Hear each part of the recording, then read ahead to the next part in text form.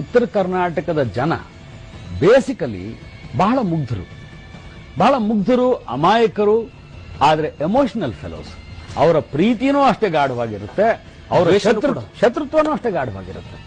ಅವರು ಸುಮ್ಮನೆ ಮರೆಯೋದಿಲ್ಲ ಯಾವುದನ್ನು ಕೂಡ. ನೀವು ಒಂದು ರೊಟ್ಟಿಯನ್ನ ಒಂದು ದಿವಸ ಕೊಟ್ಟಿದ್ದೀರಿ ಅಂತಂದ್ರೆ 1000 ವರ್ಷ ಆಗ್ಲಿ ಆ ರೊಟ್ಟಿಯ ಋಣ ತೀರ್ಸೇ ಸಾಯ್ತಾರೆ.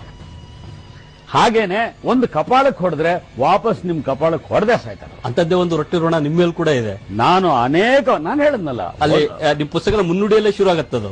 ನಾನು ಇಂಡಿಯಿಂದ ಜಳಕಿಗೆ ಬರ್ತಾ ನನಗೆ ಯಾವ ತರದ ಹಸಿವು ಅಂದ್ರೆ ಕಣ್ಣು ಕಟ್ಲೆ ಬರ್ತಾ ಇದೆ. ಒಬ್ಬ ರೈತನನ್ನು ನಿಲ್ಸಿ ಕೇಳಿಬಿಟ್ಟೆ ನಾನು, ಅಪ್ಪ ನನ್ಗೇನಾದ್ರೂ ತಿನ್ಲಿಕ್ಕೆ ಕೊಡು. ಅವನ ಹೆಂಡತಿ ಪಾಪ ಹೋಗಿ ಬಿಸಿ ಬಿಸಿಯಾಗಿ 8 ರೊಟ್ಟಿ ತಿಂದವನು ಸ್ವಾಮಿ. ನಾನು 8 ರೊಟ್ಟಿ ತಿಂದು ಒಂದಿಷ್ಟು ಮಜ್ಜಿಗೆ ಕುಡ್ದೆ. ಆಕೆ ನನಗ್ ಕೊಟ್ಟ ಮೇಲೆ ಗಂಡನಿಗೆ ಕೊಡಮ್ಮ ಅಂದೆ. ಇರ್ರಿ ಅಣ್ಣಾರೆ ಅಂತ ಹೇಳಿ ತಗೊಂಡೋಗಿ ಎತ್ತಿಗೆ ಮೊದಲು ಕೊಟ್ಟು, ಆ ಎತ್ತುಗಳಿಗೆ ಮೊದಲು ಒಂದೊಂದು ರೊಟ್ಟಿ ತಿನ್ನಿಸಿ ಆಮೇಲೆ ಗಂಡನಿಗೆ ಊಟ ಮಾಡಿಸ್ತಾಳೆ. ಅಂತ ಸತ್ ಸಂಪ್ರದಾಯ ಇರುವಂತಹ ಉತ್ತರ